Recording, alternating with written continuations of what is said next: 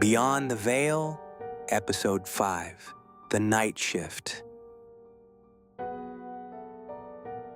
We got the house for $62,000. I know how that sounds. I know what you're thinking, 'cause it's what everyone thinks when I tell them. What's wrong with it? What are you not saying? Houses don't go for $62,000 unless something is deeply wrong with the house. And I get that. I understand the skepticism completely. But I've been in the house. I've walked every room, checked the foundation, had an inspector come out twice, and the answer, as far as anyone can tell, is nothing. Nothing is wrong with the house. The price is low because the town is small and the town is far from anything, and the kind of people who can work remotely and don't mind distance are not, as it turns out, a large demographic. We are that demographic. We're that demographic. Past tense matters here. Her name is Rachel, and she found the listing on a Thursday afternoon and called me at work and said, "I need you to look at something tonight." And I looked at it that night, and by the weekend, we'd put in an offer.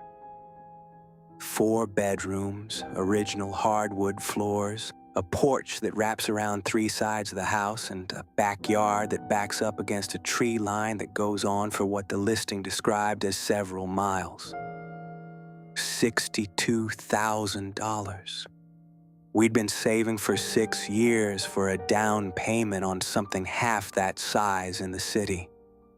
It felt like luck. It felt like the universe finally paying something back. I want to be precise about that feeling because I think it matters. The specific quality of relief that comes when something goes right after a long time of things going wrong. It makes you generous with doubt. It makes you want to believe.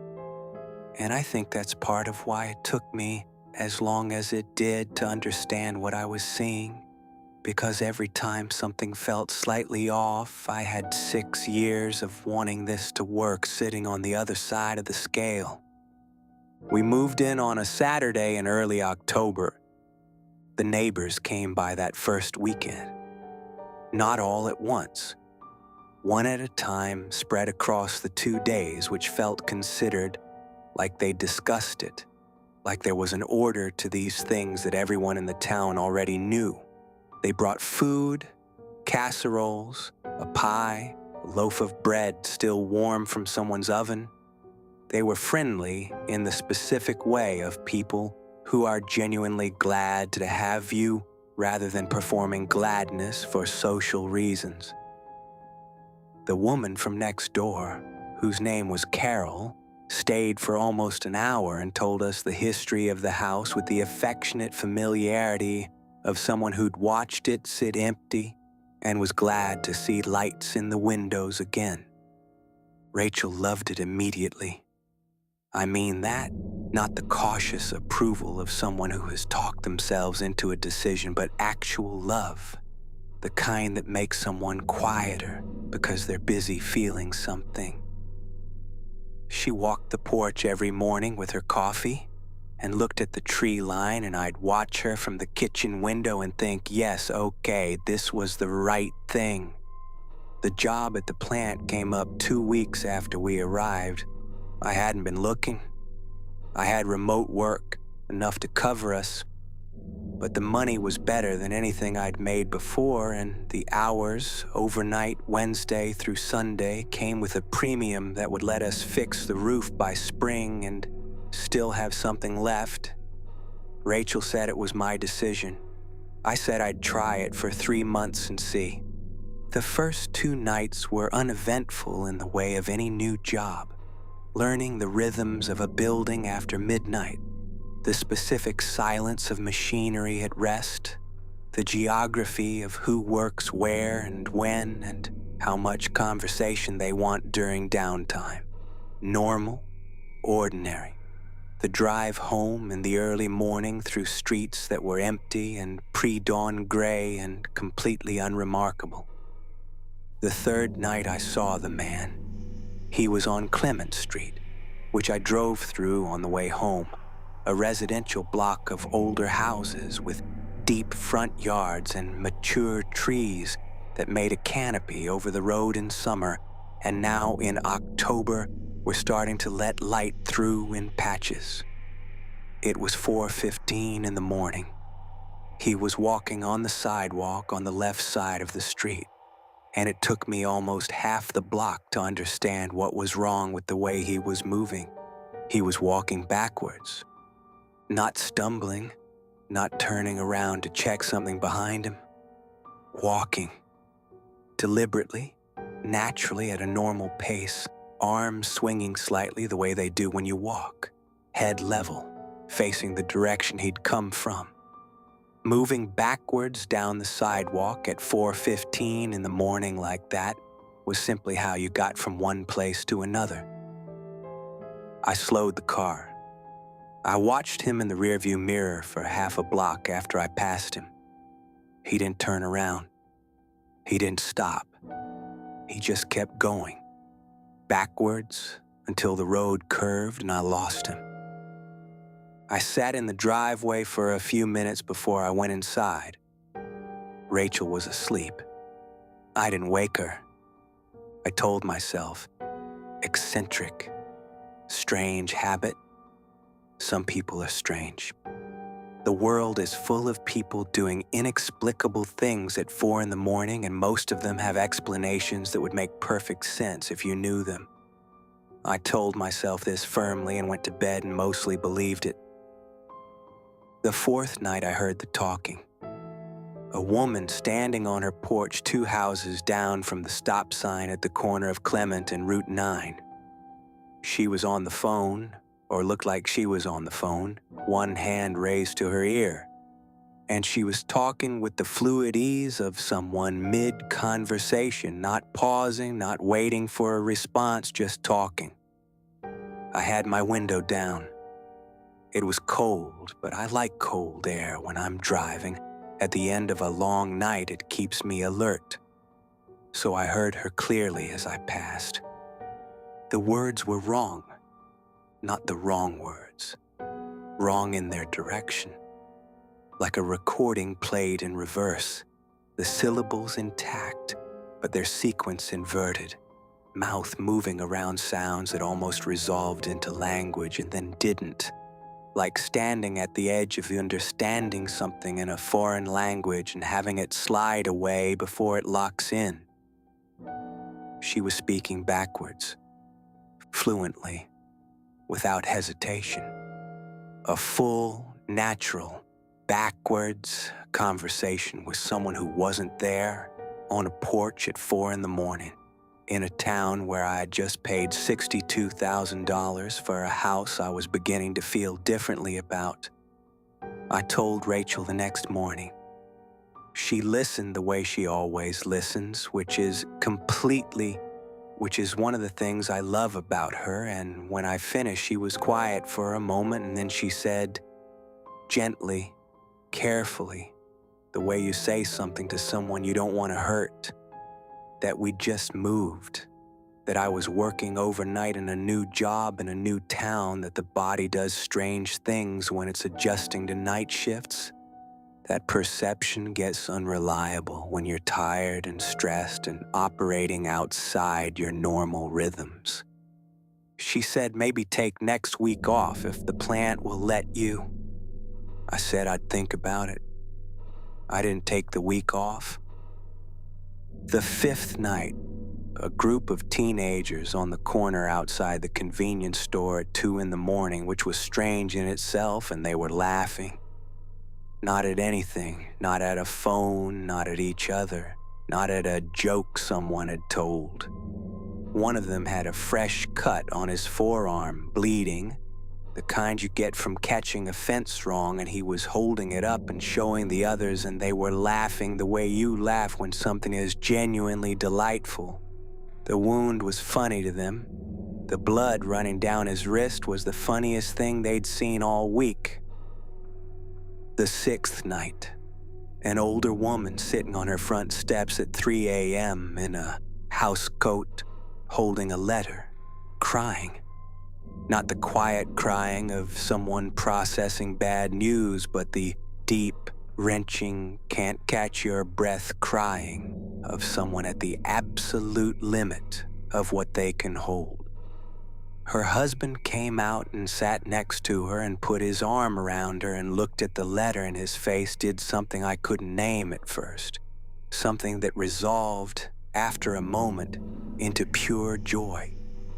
He pulled her close and held her while she sobbed, and he was beaming. I started recording things on my phone. Short clips, 30 seconds, a minute. Evidence, I told myself, though I wasn't sure yet what I was building evidence for or who I was going to show it to. I showed Rachel. She watched the clips twice. The backwards walker, the woman on the porch, the teenagers laughing at the wound. She didn't say I was imagining it. The footage made that impossible, but she said there had to be explanations. The walker was probably doing it for exercise. She'd read about that. Walking backwards was supposed to be good for your knees.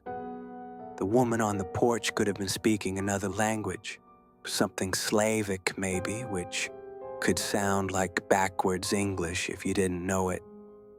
The teenagers were teenagers, and teenagers were inexplicable in any context.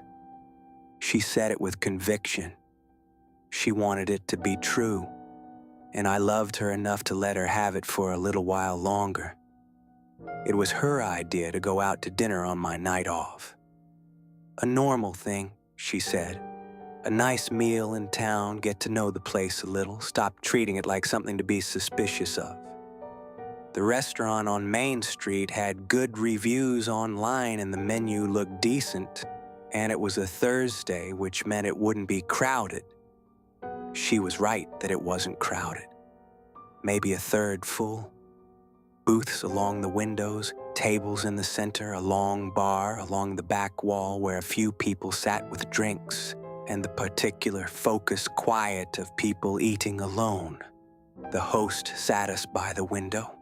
The menus were laminated, local and simple, the kind of menu that hasn't changed in 20 years because it doesn't need to.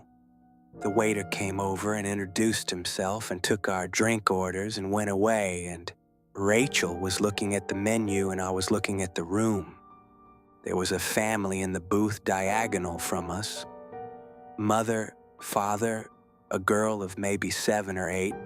The girl was talking animatedly, telling a story, hands moving. Kids that age are always in the middle of a story.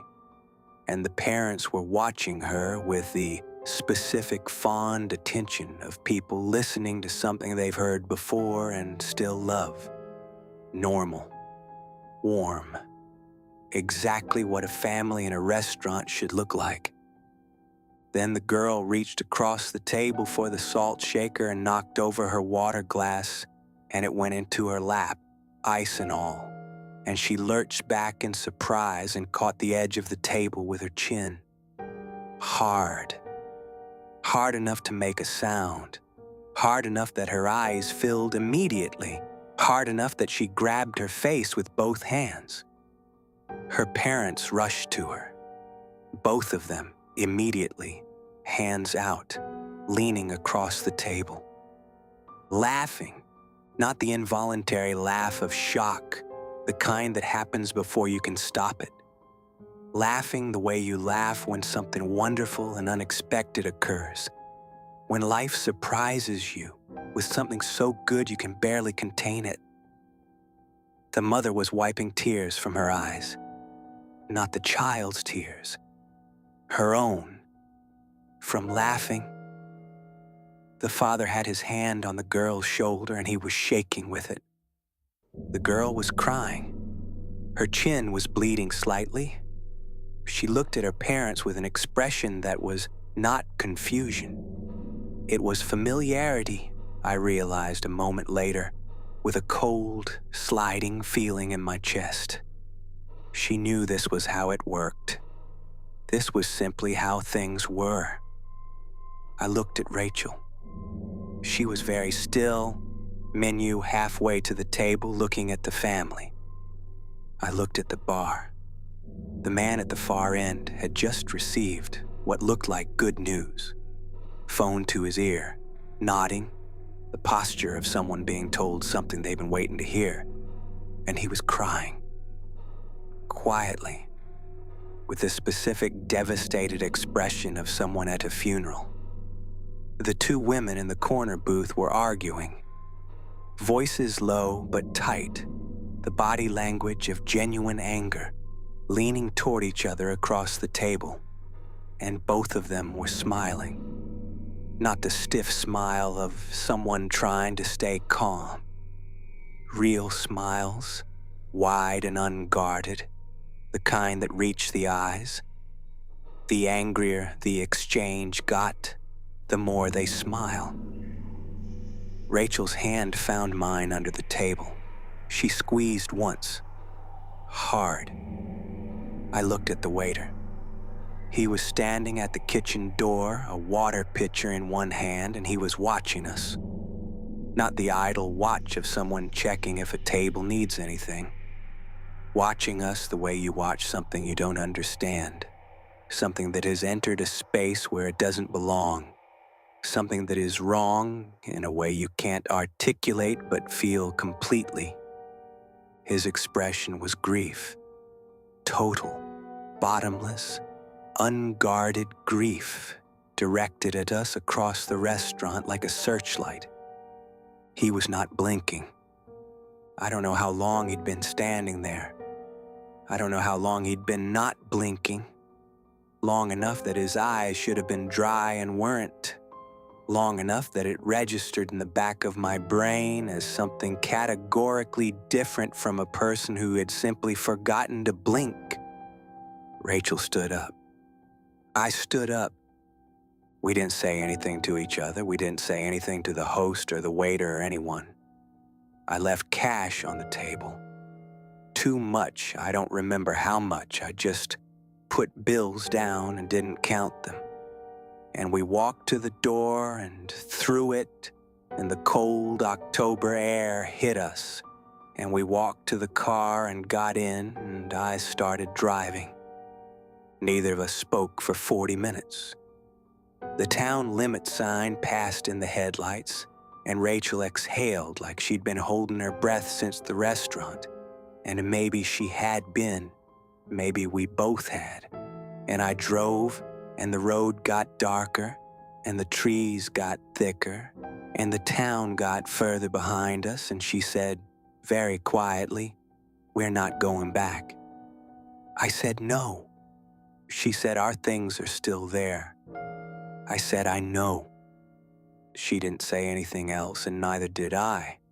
And I drove until we hit the interstate, and then I drove some more, and we stopped at a motel at 2 in the morning and checked in and sat on the edge of the bed in a room that smelled like cleaning products and old carpet, and neither of us slept. We had a salvage company go back for our things 2 weeks later. Paid them double to do it without us. They reported nothing unusual. Returned everything intact. Seemed confused by the urgency. We don't talk about it much. There isn't a lot to say that we don't both already know, and saying it out loud seems like the wrong thing to do, seems like inviting something, though I couldn't tell you what. I'll tell you the one thing I haven't told her. 3 weeks after we left, I woke up at 4 in the morning. Not gradually, all at once, completely awake, the way you wake up when something has changed in the room. Rachel was asleep next to me. The apartment was quiet. The street outside was quiet. I got up and went to the window and looked out at the street below. There was a woman on the sidewalk across the street, standing still, facing our building. She was crying. She was looking directly up at our window, and she was crying in the specific way you cry when something wonderful has happened, something so good you can barely hold it. the tears running freely down her face with a smile so wide it looked like it hurt. I watched her for a long time. She didn't move. She didn't look away. Eventually, I went back to bed. I didn't sleep. In the morning, she was gone. I haven't seen her since. I'm not sure if that means she left or if it means I've stopped looking out the window at 4 in the morning. I think it's probably the second one.